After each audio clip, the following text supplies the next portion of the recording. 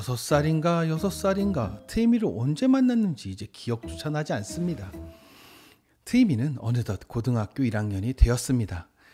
자, 지금부터 저는 트이미를 위해 무엇을 준비해야 할까요? 여러분은 뭐라고 생각하시나요?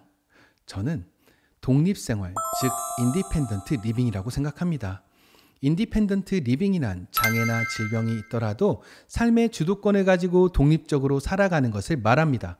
단순히 혼자 사는 것이 아니라 스스로 결정을 내리고 자율성을 최대한 보장받는 것이 목적이죠.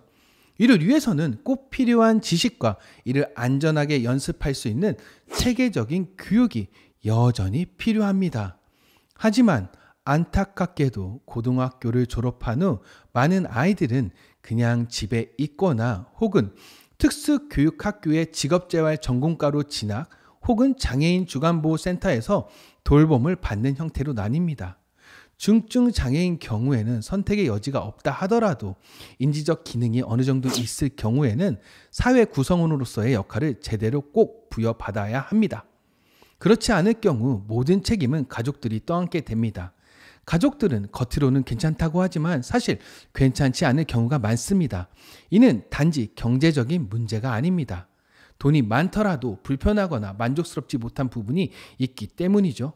제가 하는 일은 넓은 의미에서 재활이며 재활이란 개인이 사회적 역할을 다시 수행할 수 있도록 돕는 것입니다. 독립생활을 위해서는 일상생활기술, 자기 결정 및 자기 표현 능력, 사회적 상호작용 능력, 경제 및 금전관리 능력, 문제 해결 및 도움 요청 능력, 그리고 시간관리 능력이 필요합니다.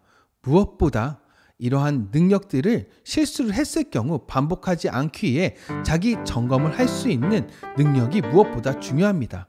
하지만 우리 아이들은 대부분 이러한 점검을 하는데 어려움이 있습니다. 따라서 고등학교 졸업 직후 바로 사회에 진출하는 것은 트이미에게 적절하지 않습니다. 그러던 중 저는 나사렛 대학교의 재활 자립 학부를 발견하게 되었습니다. 이 학부는 4년 동안 독립생활에 필요한 실질적 연습과 그 연습을 바탕으로 취업까지 연결해주는 점이 정말 만족스러웠습니다. 그래서 저는 트이미의 구술 면접을 준비하기 위해 책을 읽고 감명 깊은 부분에 대한 질문을 해보았습니다. 지금까지 살면서 가장 감명 깊게 읽은 책이 무엇이고 어떤 부분이 감명 깊었는지 이야기해 볼까요? 네, 저는 그 감명 깊게 본 책이 스티브 잡스의 꿈꿔봐입니다. 이 책에서 감명 깊게 본 부분이 스티브 잡스가 또래보다 그 수학을 좋아하고 잘한다는 것입니다. 그게 인상 깊었던 이유가 저는 저와 같은 또래는 수학을 싫어하지만 잡스는 신기하게도 좋아하니까 수학을. 그래서 그 부분이 놀랍고 신기해서 인상 깊었던 것 같아요. 트이미는 아직 감명 깊다는 표현을 제대로 이해하지 못하는 모습입니다.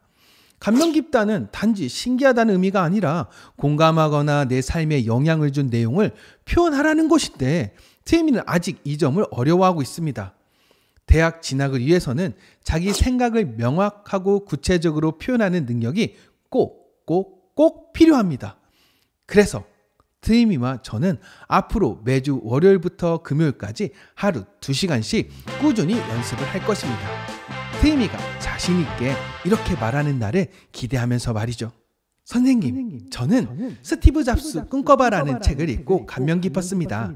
특히 스티브 잡스가 또래들과 달리 수학을 좋아하고 관심사를 깊이 탐구하는 모습이 인상 깊었어요. 저도 수학을 좋아하진 않지만 이 책을 통해 싫어하는 과목도 재미있게 생각할 수 있다는 걸 깨달았습니다. 잡스의 모습을 보며 저도 좋아하는 것을 찾아 열정적으로 노력하고 싶다는 생각을 했습니다. 트이미가 당당히 표현할 수 있는 그날까지 우리는 계속 나아갈 것입니다. 트이미의 밝은 미래를 응원할까요? 트이미 화이팅! 자, 2026년 6월 11일 트이다 언어치료 일기 끝. 아이고.